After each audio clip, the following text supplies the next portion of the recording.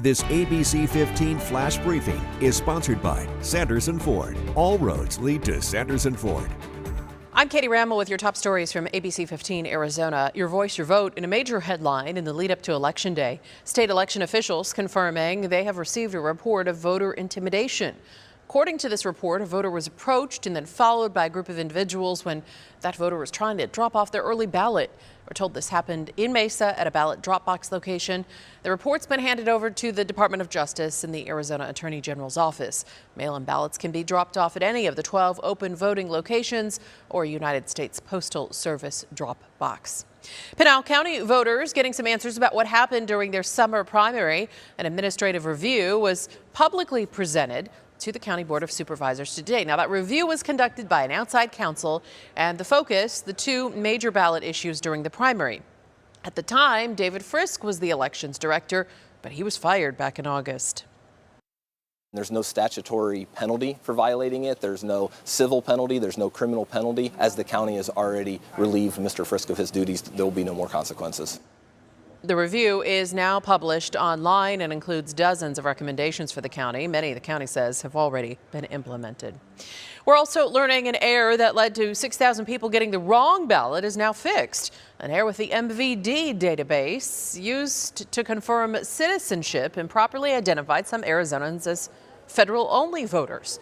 So that led to sending ballots with only one U.S. House race. The Secretary of State says they fixed the issue. They're working to get those impacted voters the correct ballots. Well, you could see slightly bigger paychecks next year. The IRS just announcing it's making adjustments to the tax code because of inflation. The IRS raised the standard deductions and lowered tax rates for most Americans for next year. So, for example, if you make about $42,000 a year, you just barely are in the 22% tax bracket this year. Next year, that same $42,000 a year would put you in a lower bracket at 12%.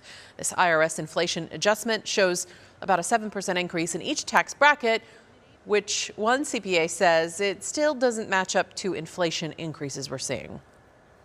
So these adjustments fall short a little bit of what we're experiencing in our pocketbooks and at the gas pumps and in the grocery stores right now, but it will still help overall in the long run.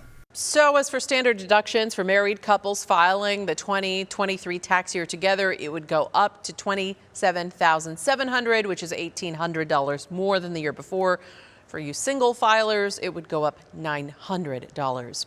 Check this out, some new incredible photos from NASA's James Webb Space Telescope.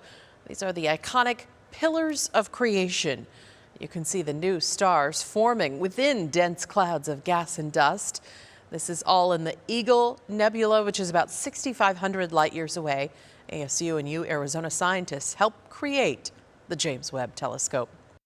And how about some spooky fun for everyone? Look at this. This is now open in Scottsdale. McCormick Stillman Park has transformed their railroad into a haunted ride for the Halloween season. They creep it real, if you will, with their featured spooky train ride created for the kids who love meeting Engineer Bones. So Engineer Bones is a character we created. He is a skeleton and he's an engineer. So he's an engineer that used to drive the train a long time ago.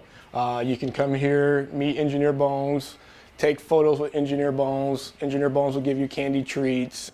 I love it. All right, Spook-Track-Ula is open nightly from 6 to 9:30. Tickets cost $15. Tracking your forecast, I'm Chief Meteorologist Amber Sellins. Another warm day on tap for tomorrow. In fact, we could even hit 90 here in Phoenix. That's in your forecast tomorrow between 3 and 4 p.m. We'll start things out in the 60s, though, so another nice cool start to the day. Mid-70s by 9 a.m., mid-80s on tap by noon, and back down into those mid-80s around 6 o'clock tomorrow evening after hitting that high of 90 here in Phoenix. High pressure bringing the warmth, and we got a couple of storm systems to track, too. One offshore will impact us early next week, but before this moves in, another one passing to our north will bring a chance for showers and thunderstorms to the forecast on Saturday and an even better chance across our state on Sunday. We may even end up with some snow along the Kaibab Plateau out of this one.